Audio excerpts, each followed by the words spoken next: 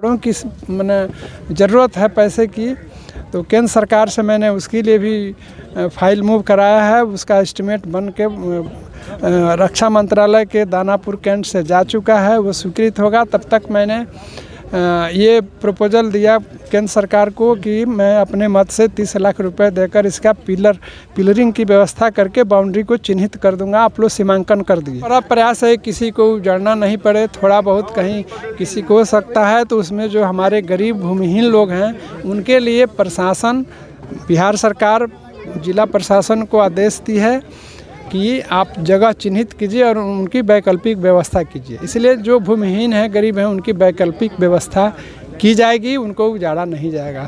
सभ्या field में है और आज सभ्या एयरपोर्ट का जो है शिलान्यास करने माननीय सांसद आलोक कुमार सुमन जी पहुंचे हैं। कहेंगे आज इतना बड़ा काम आप कर रहे हैं? देखिए, ये सारा काम हमारी गोपालगंज की जनता के और यहाँ की जनता के आशीर्वाद का फल है कि उन्होंने हमें सांसद के रूप में दिल्ली में भेजा, सांसद बनाया, और उसी के क्रम में मैं गोपालगंज के ये बेकार पड़े हुए सभ्या हवाई अड्डा को चालू करने के लिए मैं 2.5 साल प्रयास किया, कोरोना पीरियड को छोड़ के। अगर कोरोना पीरियड को जोड़ा जाए तो 4.5 साल मैंने इसके लिए प्रयास किया, लेकिन 2.5 साल विगरस प्रयास किया, जिसका नतीजा हुआ कि ये इस ज़मीन की खोज की। इस ज़मीन का भी कहीं अता पता नहीं था कि ये कहाँ की ज़मीन है, किसकी ज़मीन है। न अपने गोपालगंज ज़िले में इसके कागजात थे, न छपरा में कागजात थे, न पटना में कागजात थे, न दिल्ली में कागजात थे।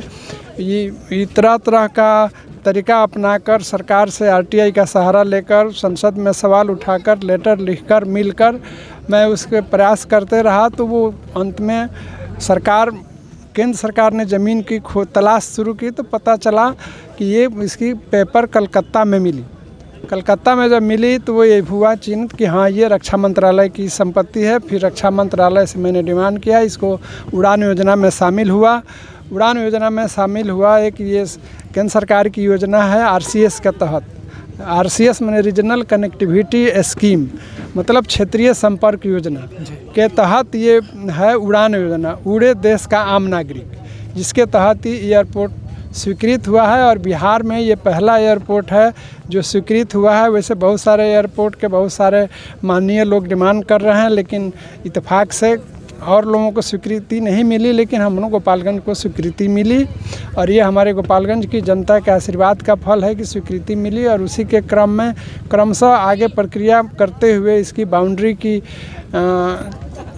करना था। बाउंड्री के लिए अभी तत्काल करोड़ों की मैंने ज़रूरत है पैसे की, तो केंद्र सरकार से मैंने उसके लिए भी फाइल मूव कराया है। उसका एस्टीमेट बन के रक्षा मंत्रालय के दानापुर कैंट से जा चुका है, वो स्वीकृत होगा। तब तक मैंने ये प्रपोजल दिया केंद्र सरकार को कि मैं अपने मद से 30 लाख रुपए देकर इसका पिलरिंग की व्यवस्था करके बाउंड्री को चिन्हित कर दूंगा। आप लोग सीमांकन कर दिए।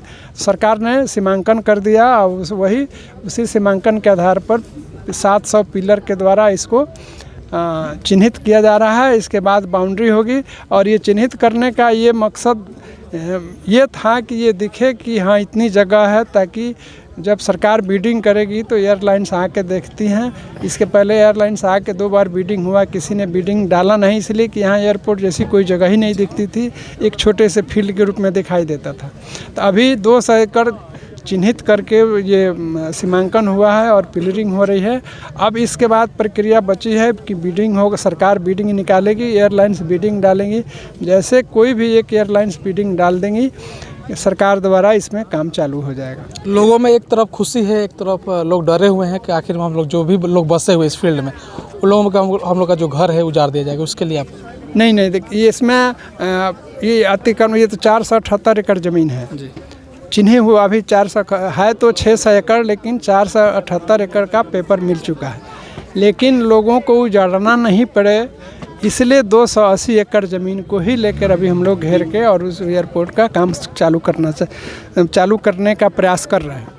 तो हमारा बड़ा प्रयास है किसी को उजाड़ना नहीं पड़े, थोड़ा बहुत कहीं किसी को हो सकता है तो उसमें जो हमारे गरीब भूमिहीन लोग हैं उनके लिए प्रशासन, बिहार सरकार जिला प्रशासन को आदेश दी है कि आप जगह चिन्हित कीजिए और उनकी वैकल्पिक व्यवस्था कीजिए। इसलिए जो भूमिहीन है, गरीब हैं, उनकी वैकल्पिक व्यवस्था की जाएगी, उनको उजाड़ा नहीं जाएगा अस्थायी रूप से। चलिए बहुत बहुत धन्यवाद।